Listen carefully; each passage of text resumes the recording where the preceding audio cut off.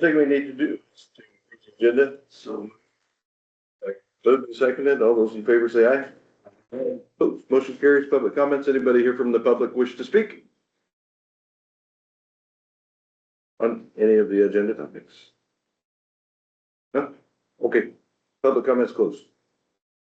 First thing we need to do is discuss and approve 1/20/26 regular minutes. So moved.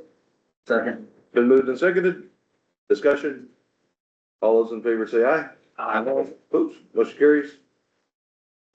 Next item on the agenda is road report.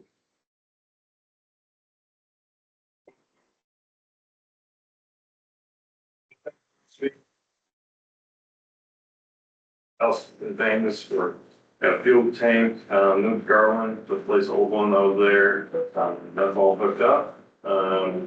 Had poured pump and came up, but that was, and mislabeled that, it's Toledo, our shop. Needs some new things, and we'll have that, before they're running, again. Then there's a busy, small snow events that we had Monday, Wednesday, Thursday that were at our trucks plowing snow, so.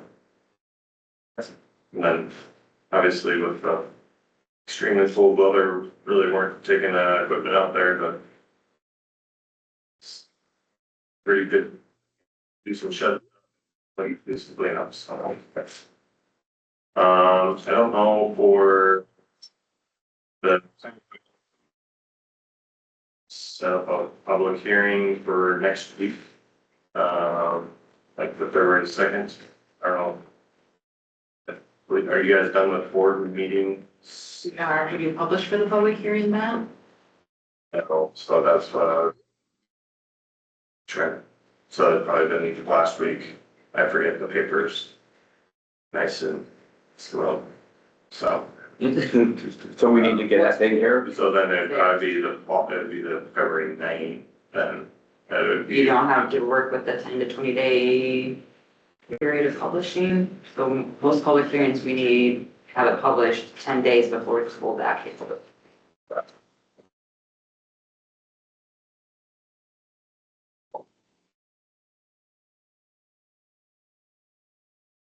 Stuff, so I'll just find them, we'll pick some.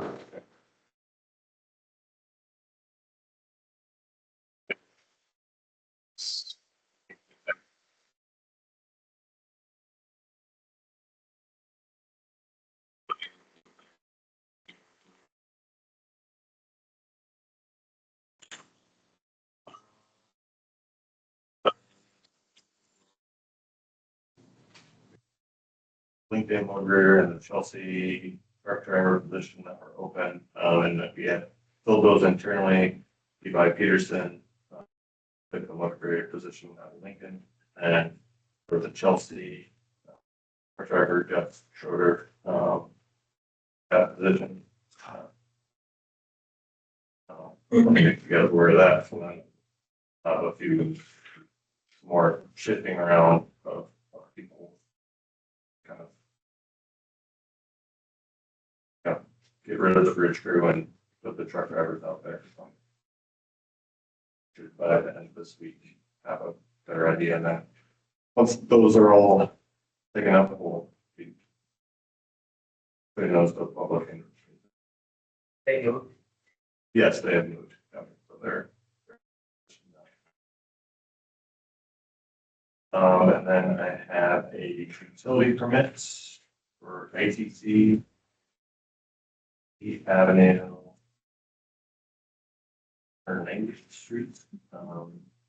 They're putting the holes underneath where they're at apparently.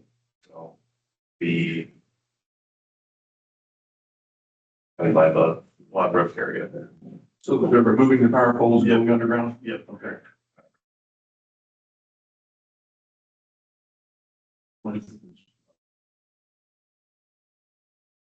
Everything else stays the same, they're just literally in the same spot, This just. is the same spot. Okay. They're gonna start at 2:1. Sometimes I don't know, I would, assuming spring, Right. Yeah. Ground's a little hard. Yeah. Like the one that, Alliance did this in December, I'd signed that and or I'd signed that summer, and so I was thinking about fall time, but then, I don't know, then that got pushed back, so. You wanna have like Nick take a look at these first, make sure we don't just like dig the ditch or anything up. Okay, yeah, I can have them. Kind of go Yep, forward. yep. I'm trying to be a good Okay. task for him. I think. Okay. I mean, I can have that, I can present this next week too, if you want me to. do Have that. you looked at this and see if we need to dig the ditch or not? I mean, with it full, so it's full tricky to. But, I mean.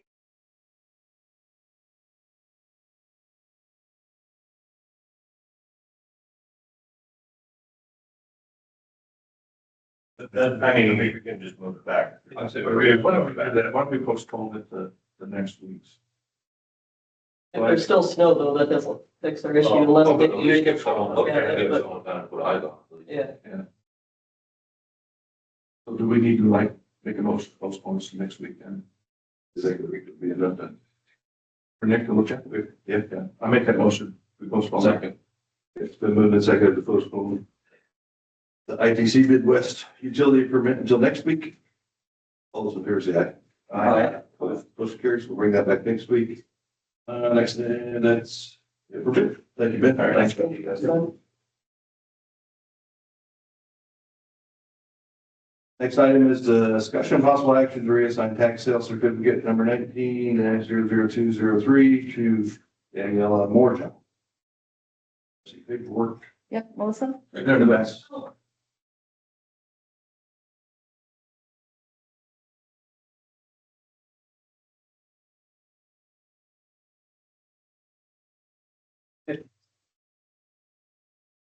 Did you say, Melissa, that they've gone to the city? They will go to the city. Okay, so they'll go to the city and hopefully the city will abate. So they'd like you to pay half or to abate half the taxes and the interest. If Tama, right, Tama agrees to abate their specials, they pay just half of the taxes. Usually not a problem. Yeah. Right. Correct, yep. Usually you approve it upon the city abating theirs. Right. Yeah, Not yet, but they're gonna go to them. next meeting won't be until. What's the date? Today's 26th. That meeting won't be till the 2nd of February. Before city. Or we can make a motion. I'll make a motion, we accept it with the, motion that the Tama okays the, I'll second. David, did you second? Second. Okay. It's been moved and seconded to accept agreement. Allow Daniela Morgan to pay half taxes due to the amount of $2,747 pending Yep. approval of the schedules. 2,618. Okay. So just so I'm clear, this land has not, the taxes have not been paid on this for since 2019. Is that correct, Melissa? So that brings it back into the tax rolls. Correct, it will bring it back into tax rolls, correct.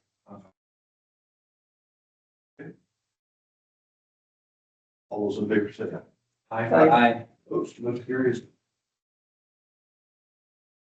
Next. Discussion of possible action to vote for a candidate for USDA representative to authorize and authorize chairman to sign. Okay, so we received in the mail, a ballot that was sent to Dan Anderson. Actually, we got 2 of them. And so I contacted the folks at the Farm Service Agency. Basically, because Tama owns land, we have a vote, not 2, but 1 vote. And there's only 1 person I know on the ballot because I've already gotten mine at the House.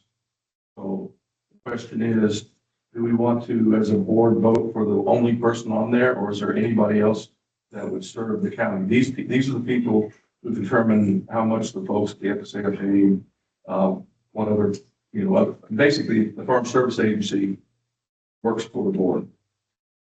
Even though they have overhead that's done by the state. This board is the one that controls the Farm Service Agency. So the reason I brought it up here is because we have a vote and we have to turn it in by, I think it's the second. So unless anybody has somebody else they would like to add to it, James E. Sandquist is the only person on the ballot. So I would make a motion that we, as the board, vote for James Sandquist and have Mark sign it. And there's ballots are giving away what we're saying, but we have to do that in the public. So that's my motion. Vote for him and have you sign it. Then we should turn it into the SBA. Okay. For a second? Second. All right, all those in favor say aye. Aye. Oops, which carried? Get that then next. Discussion. No, I don't. I just want to know. Discussion of possible action to set public hearing dates to amend ordinance 6.1-1990 Tama County zoning ordinance. We have a letter here. Like, that's what we're talking about. Let's read it. The letter from the zoning commissioners. On Tuesday, January 20th, 2026 at 6 p.m., the Tama County Zoning Commission held a public hearing to consider revision to the ordinance 6.1, 1998 Tama County zoning ordinance to amend the ordinance to include an article on accessory dwelling units and to update the definition section relating to accessory dwelling unit wording. Code of Iowa revised chapter 335 in 2025, requiring every county to allow at least one accessory dwelling unit or parcel. The zoning commission has created the recommended draft in accordance with the state guidelines in the chapter. Other areas of the 1998 Tama County zoning ordinance also need to be revised to accommodate the new section and are included in the recommended changes. The zoning commission voted 3-0 to approve these accessory dwelling unit updates within the ordinance. 6.1, 1998 Tama County zoning ordinance for recommendation to the Tama County Board of Supervisors for their approval. And so essentially we would be voting to set a public hearing date. My only question is, are there going to be more that need to be revised? What I understand, you can do all of these at the same time without having tons of public hearings and publishing it. And can we do them all at the same time within a year? I suppose we could. I don't know if you'd want to wait for that. We wouldn't have to recodify the ordinance until the end of the year, I believe. We could have it as an amendment until later in the year and then update the entire document at the end of the year, but it'd still be in effect and the law, and it'd be out there for people to be able to read and know that that's what our rules are going to be, as opposed to just going off of what the state says, because we don't currently have anything in place for that. I think we should have something to help guide people if they want to make use of an accessory dwelling unit. That's a good question. And then do you understand the my question is they're going to be updating it multiple times, Right. and all of them require any kind of, and we have other ordinances that we're going to redefine or go through, which we should. But they'd all be on different topics. Would you want to have every topic in the same public hearing? Whatever's required. I'm just trying to eliminate all of the fees from publishing all of these things Right. constantly, which would be multiple. I would think we're going to probably have multiple ourselves. So what if we just vote to make this an amendment? That'll You'd work. still need to have a public hearing, right? Right. Yeah. And You wouldn't need it again when you recodify it. You would just need it when it becomes law, and recodifying is just fixing our paperwork. But once it is through the public hearing and as a law, I don't think we need to have another public hearing to put it in there. The only other ones that would be up for public hearing soon would be if we put through the utility scale solar that the zoning has already recommended to. And I would, guess that the pace they're going, depending on how much they're working on the land use plan, they would get the, commercial wind ready to recommend this year as well. I don't know how many others we would get through this calendar year though. Because some of it's creating brand new ordinances instead of revising what we already have. So answer me this. If it's in the state codes right now, what's to prohibit somebody coming to you and saying, hey, this is so you put more residents on a parcel, correct? Basically, like a grandma house or whatever. Yep, or a rental apartment or something. So what's to prohibit somebody from coming to you and, asking or telling you, hey, I want to do this? Still process it, right? Right, but it wouldn't say that they need to follow our setbacks. It wouldn't say that they need to have the 911 address. It wouldn't say, Aren't those already in the code, like the 911 address? that's not in Iowa code, no. That's something that a few counties are adding and that I talked to Jacob and he would like to have in there. Since there's no restriction on where they need to have it or that it does need to be attached to the primary dwelling.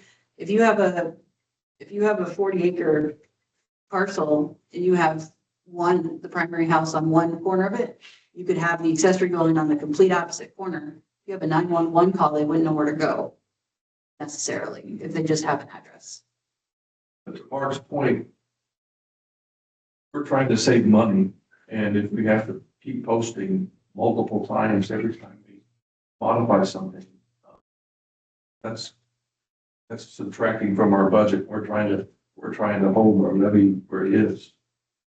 So, again, any little bits of money that goes out is a concern. So I don't know, how soon are you going to have some of these other ones done? The solar one has already been recommended to you and you were waiting to hold off until the land use plan was done. Since this is It's going to be done later. right. Since this is a new Iowa code that was added, we were hoping to at least get this on the books since we don't have anything to fall back on for it. Yes, with the Iowa code saying that they're required to have it, it would supersede what our current ordinance says where they can't. There are a few extra pieces of wording in our ordinance that are not included in the code. They don't contradict the code, but they clarify it a little bit more. So there's nothing else in any of our ordinances that say if you're going to build on a piece of property that there are certain setbacks?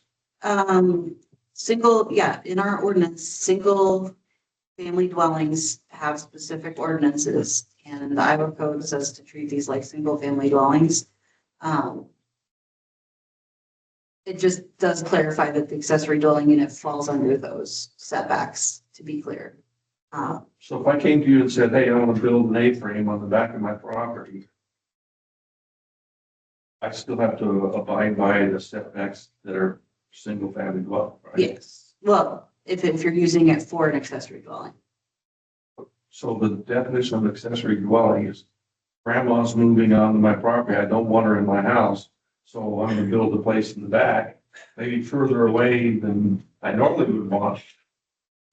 But still, On your property, on your right, parcel. but it's on my property. So I would still have to follow the setbacks, to the fence line, and I can't build over the fence in my neighbor's property. Right. Okay. But then the other thing is a lot of people don't go to the Iowa code to review stuff. So if they're only looking at our ordinances, they would think that they could. That they could not. They could not. Because today it prohibits having two houses on the same property. Our ordinance. Our ordinances today prohibits it unless you Your get a ordinance says you conditional. can only you have get to one get- dwelling per parcel. Unless you get a conditional use permit, because we had last fall, Right, I where remember someone that. was, living And that's in only it. for building But purposes. the state changed that. The state says that we are required to allow at least one accessory dwelling unit. So that means, any other county could say, oh, they could have, two, they could have three or whatever. Our ordinance did pick to only allow one. But the state said only one, right? No, they said at least one. And then there's a size requirement to of your. That is listed in the code. Yeah, listed in. Did they get a separate 911 address, then you have to section off a parcel, No, part of the parcel? It wouldn't have to be surveyed or anything. So if the public hearing and then pass this, assuming we would pass it, I could hurry up and go and put in plans and say, I'm going to build an apartment complex with 700, No, that would be a multi-person dwelling, would be an apartment complex, but you could do multiple single family accessory dwelling. You could go units, put up two, Cottages. two places, you know, Airbnb places in your backyard. Like King Tower used to have like 25 cottages on that. So there wouldn't be anything to stop that, because there's no maximum listed. I have a tendency to be I would be against excessive regulation. I think if the state's laid out some regulations that are reasonable to the legislature, I don't know, we need to add more to it to make it more difficult for people to build on their land. If you own land, you should be able to do what you want to on your land within reason. I think that the state was probably taking a reasonable approach, done some studies on why they initiated the legislation to begin with. I'm not really for regulating any more what the state is doing. I think the only extra, or the only things we went above the state on was picking to only allow one accessory dwelling unit and not more, Well, I think And there's a also- problem with that. and also the 911. If I own land and I want to build houses on my land for, if my children want to move back, I've got 14 acres. I wanted to give each one of them an acre and build on that. That would be bigger than most city blocks. And so why would we impose stricter restrictions on people in the country than we do in the city? I just don't think that. Well, in my mind, like, when I saw you can't have, you know, two properties on the same parcel, I'm like, what's the reasoning? Is it just to make sure that it's taxed? Like, in my mind, couldn't the building permit just ensure people are doing building permits, you know, because like to a county, we just want to make sure what's out there and is it being taxed, right? Because if you have two properties, you're gonna have higher taxes. Like, in my mind, I think you can work through like a building permit to say, Laura, I'm gonna do an ADU, you know, in my backyard, or I'm gonna build a new house, and this one's now gonna be an ADU. But yeah. And then again, it's back to you're gonna build a house and knock down the house while you're living, you know. To me, it seems crazy to do a new 911 if you're only living in one, or if you're not even living there, then you still have to have a cut permit to say, hey, there's a house there and I'm gonna build a new house. That just seems like a lot. I'm for less regulation too, but yet obviously I wanna make sure. I get the argument about the 911, either responded for a If second. there's two different I don't people. think that it overrides the freedom. You got to do it. I think originally back in 98 and maybe before that, I haven't read through the whole 1966 version, but I think the having one parcel per dwelling, that's not singular to Tama County. That's in a lot of people's ordinances. And I think that was to keep farmland more farmland and not mini cities out there or something like that. You would have to bring it up with the zoning commission or revise it yourself. This was the recommendation from the zoning commission, so you are free to make changes.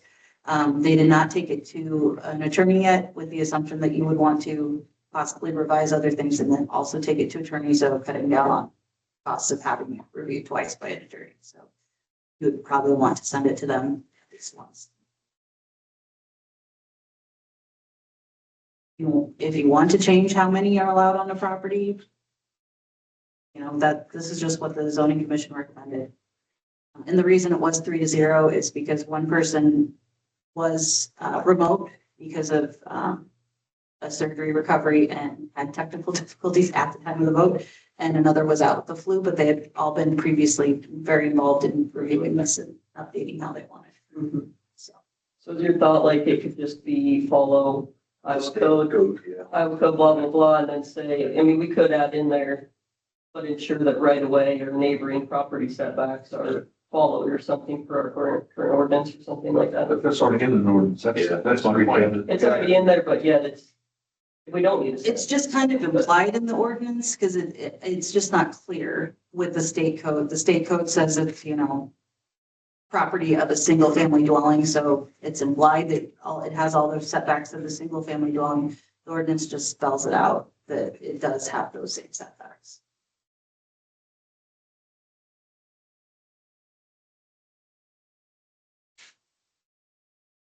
So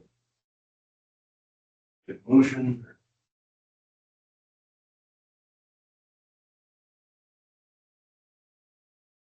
I don't make a motion right now. I think mull this over again, because I agree. I don't want to tell people what to do with their property. Other than they can't build net webs, so there's a law against that. So,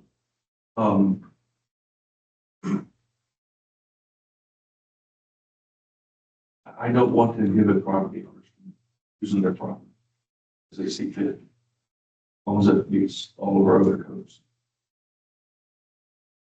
If there's no motions, we'll just let them note within the minutes that no action was taken on that. So with our ordinance being out of compliance with state code right now, you just want us to follow state code if this issue comes up, and go with the basics that they have in the code. I think that's the default position. And doesn't our permitting process require them to do a 911 at the bottom of the somewhere? You know, It asks for their new 911 address. So that's covered. But it can be the same. However, since it's on the same parcel, it's not clear that they would need a second one for this accessory dwelling unit. And if anybody online or here would like to read the proposed ordinance, it is available on our public notice page on the website as a draft. And then, like I mentioned in the letter, there are areas within our definitions that need to be updated to for the accessory dwelling unit and explain what an accessory dwelling unit is, and the size limitations on that. And like I said, a lot of people don't go to the Iowa code to see what those limitations are. They just look to our ordinance. Or not even that, they just build without looking at the ordinance. So,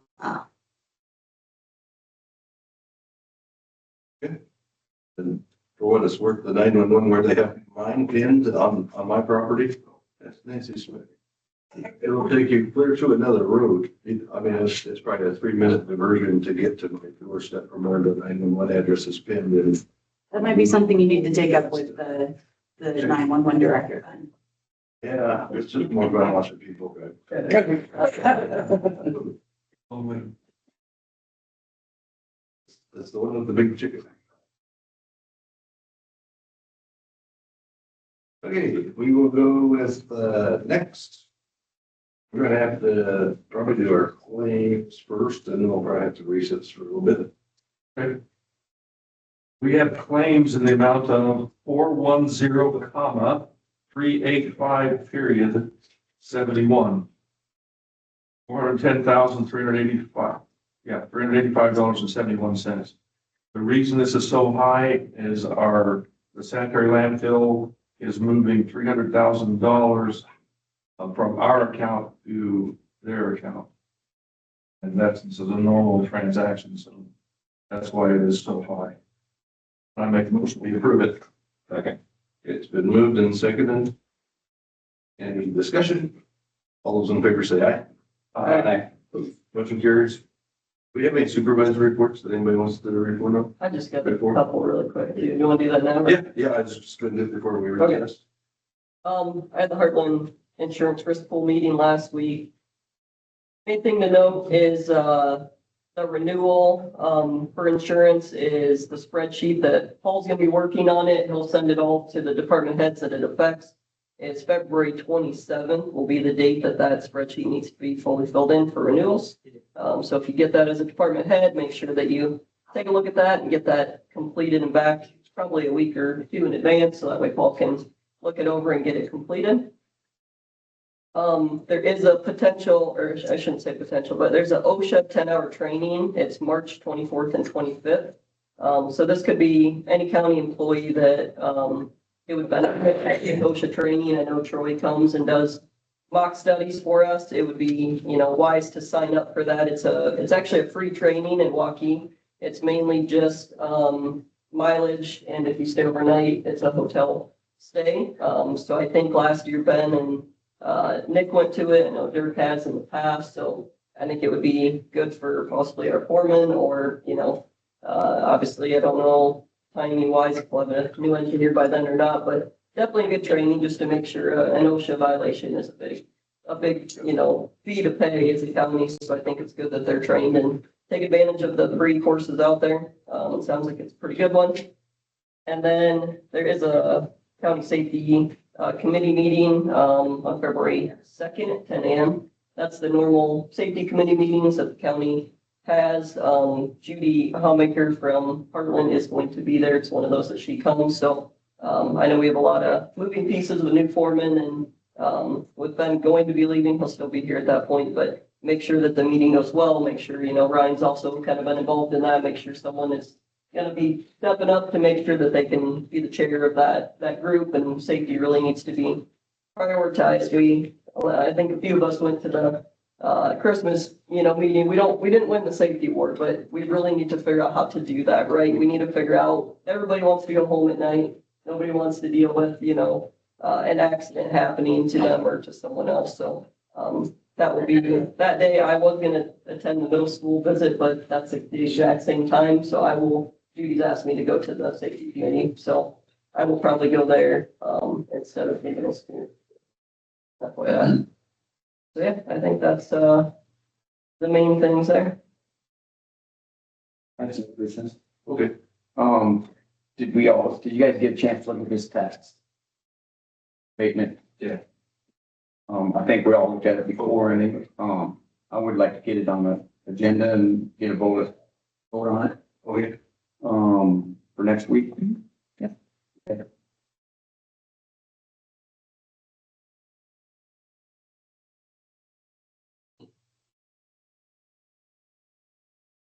I attended the Central Iowa Judo Detention Center meeting on, by Zoom because of the weather. A lot of changes have been made, positive changes.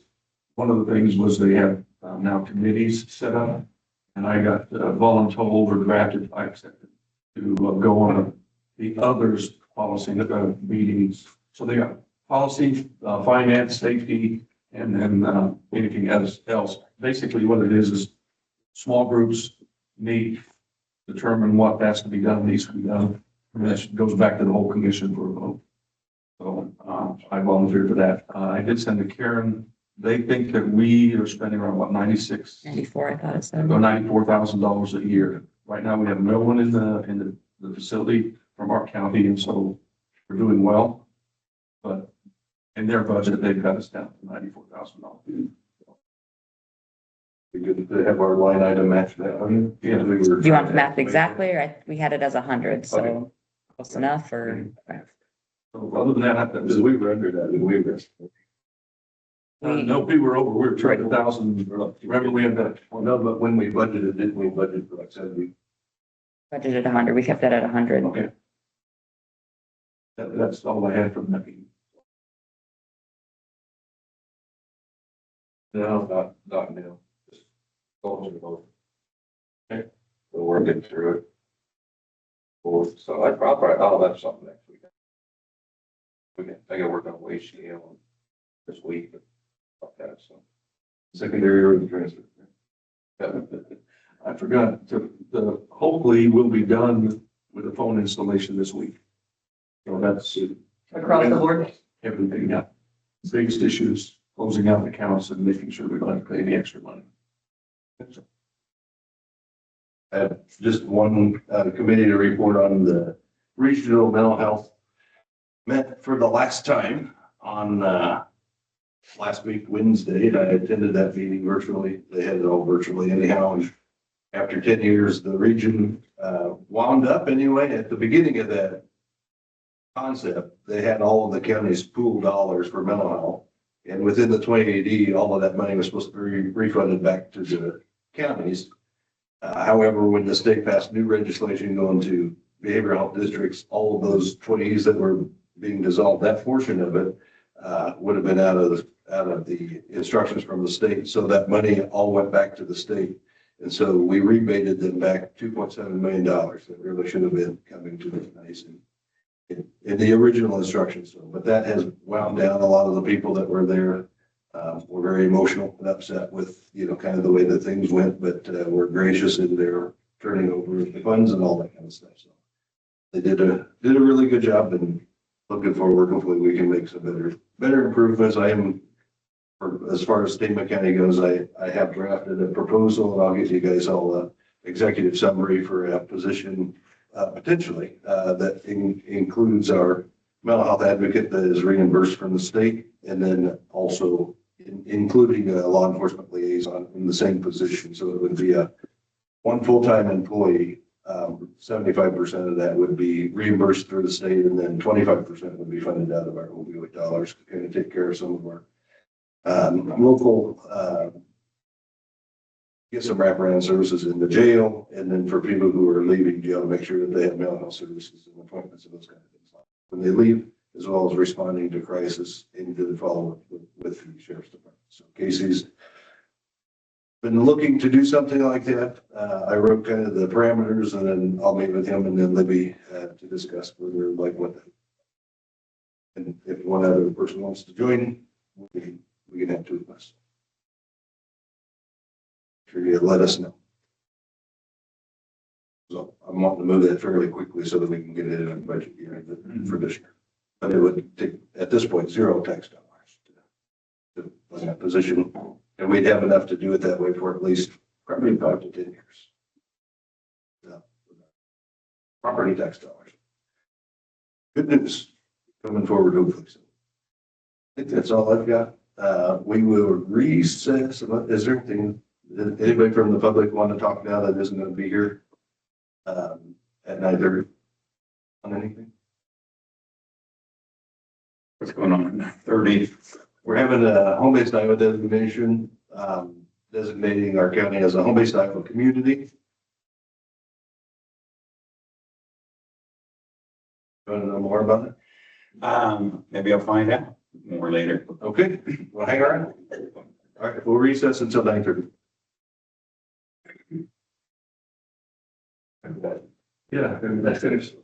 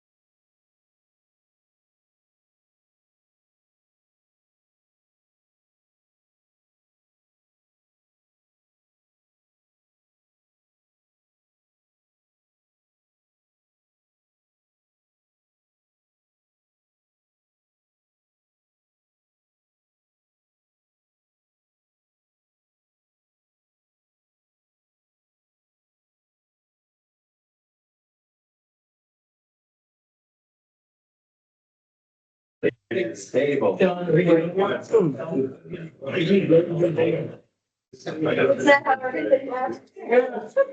Stand next to you. You're and try to absolutely hide. fine. Right there, right in front of me.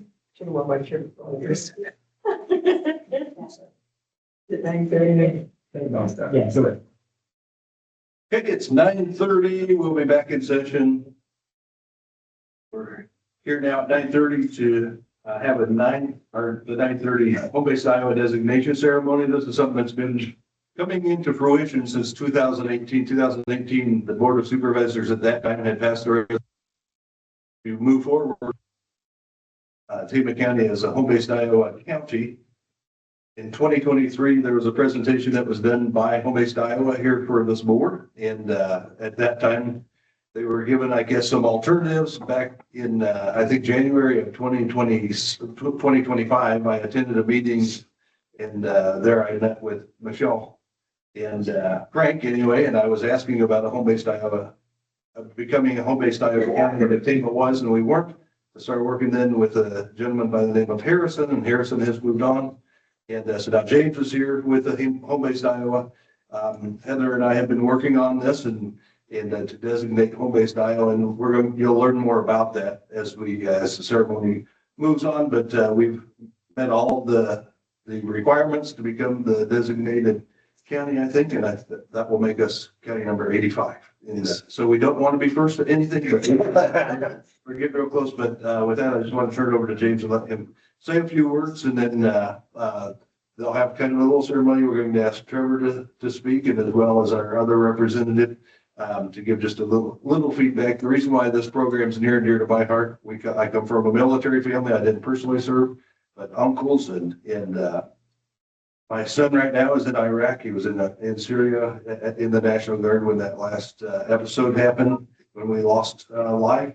I have another son of mine is a submariner, and he's stationed out of Washington State. I've got another son-in-law who is a pilot in the Air Force. And so we're well represented. If you count, that's 3, and I have 8 total children. And one of them who will serve in the future as well. So this is a program that's near and dear to my heart. And so we're really happy to have you guys here. Well, good morning, everybody. Of course, here you introduced me. My name is James Stout. I'm with Home-Based Iowa. I'm pretty proud to be here because a lot of people went to a lot of hard work and stuff in order to make this happen. So first of all, of course, I said good morning. So it's my honor to announce that Tama County is officially a home-based Iowa county. This designation reflects our commitment to supporting veterans and the families as they transition to civilian life. By joining the statewide initiative, Tama County is opening doors to career opportunities, education, and welcoming the community for those who have served our nation. This achievement didn't happen overnight. It was a result of collaboration, dedication, and passion. I wanted to take a moment to express my deepest gratitude to Tama County Supervisors, Mark Dolan, Heather, and Karen Roars, as well as Michelle and Frank here as part of Bio Works, for their hard work and leadership in making this possible. Your efforts ensure that Tama County stands ready to honor and support our heroes. Together, we are building a stronger workforce and a stronger Iowa. I want to thank you all for being part of this important event. Right now, I'm going to introduce Jamie Norton, Director of Veteran Workforce Services, and he's going to read on behalf of the governor the dedication. Thank you. All right, good morning, everyone. Good morning. All right, so yes, on behalf of Iowa Workforce Development, Home-Based Iowa, Iowa Works, just want to say congratulations on becoming the 85th designated Home-Based Iowa County in Iowa. So congratulations to everyone involved. All right, on this date, January 19th, I'm sorry, this is January 26th. Congratulations to Tama County on becoming the newest home-based Iowa community.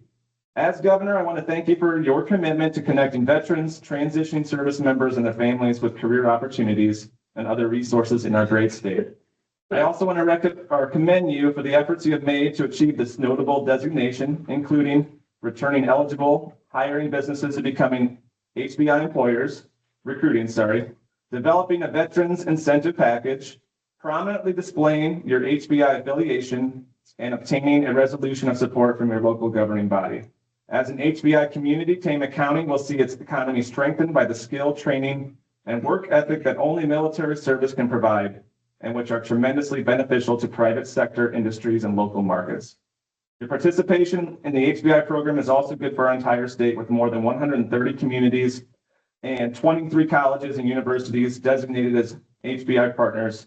We are well on our way toward making Iowa the most veteran-friendly state in the nation.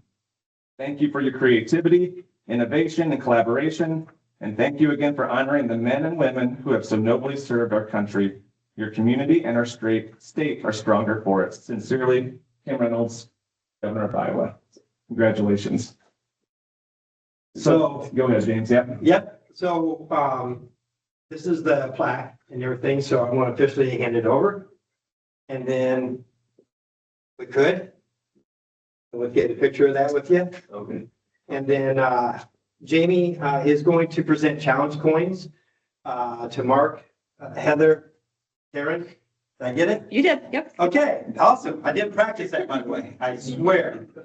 So one of the traditions that we do along with giving the plaque from the governor's office, it does have a challenge coin embedded into it as part of the honor. But Karen and Heather and Mark would like to just come up here in front. I do apologize, but you know. Yeah.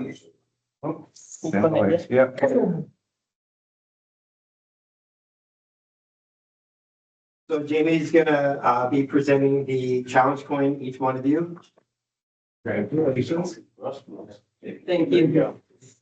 Congratulations. Yeah. Thank you. Congratulations. Yep.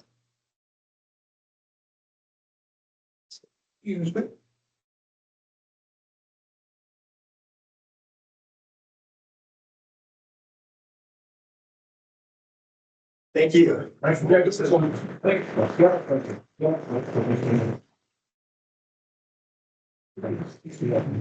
Thank you. And that's the, no problem. You're very welcome. We have Trevor, you want to come and say a few words? Sure. All right, I'm Trevor. Most of you know me, some of you don't. Good morning. Morning.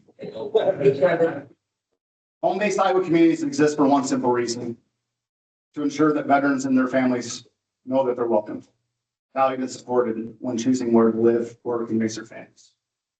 Veterans looking to move to Tama County, becoming a home base, Iowa County sends a clear message. It tells them that that this county recognizes their skills, leadership, and experience they bring from military service, and that we are committed to helping them successfully transition into civilian life. Home-based Iowa helps veterans by connecting them to employment opportunities, housing resources, education, and local support networks.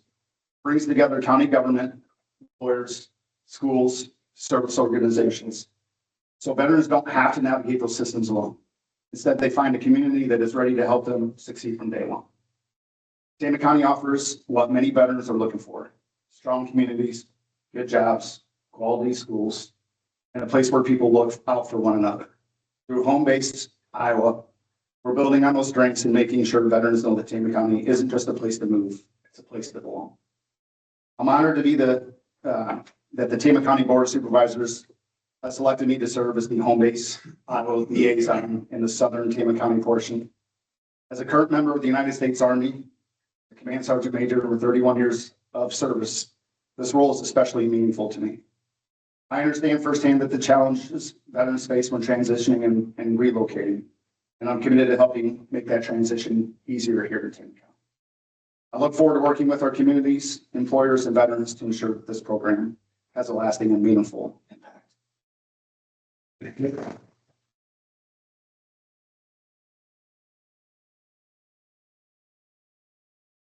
Yeah, what Trevor said. I'm Casey Schmidt, Sheriff of Tama County. Logan Sy is here with me. We are the home base Iowa liaison for the northern part of the county. So Frontlines United was formed how many years ago? 5 years already, Robert? 5 years ago. 4 or 5. So we actually, all the founding members were sitting in a garage one night trying to reunite one of our good friends who was in the Marine Corps.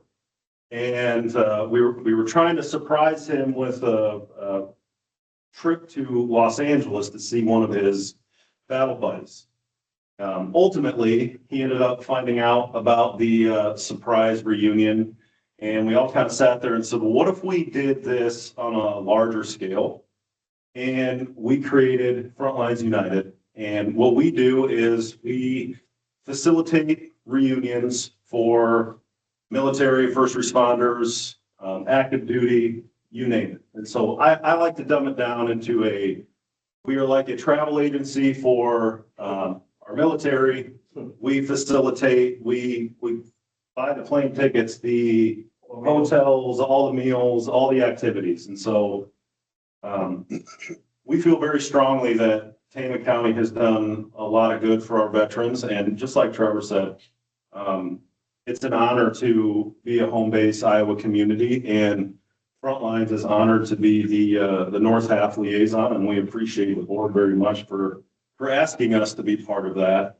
And I think that this is going to be a really great thing for our community, especially bringing people in that, being in law enforcement, Trevor being in the military and having a lot of law enforcement officers that are in the military.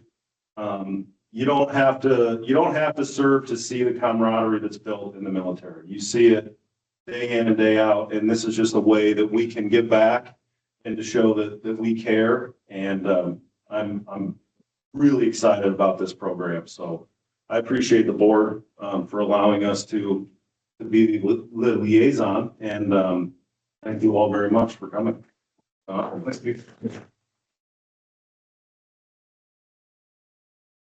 This time to just ask if there's any other board members who want to say anything. David is our only veteran who's on our board, but if David would have anything to say or.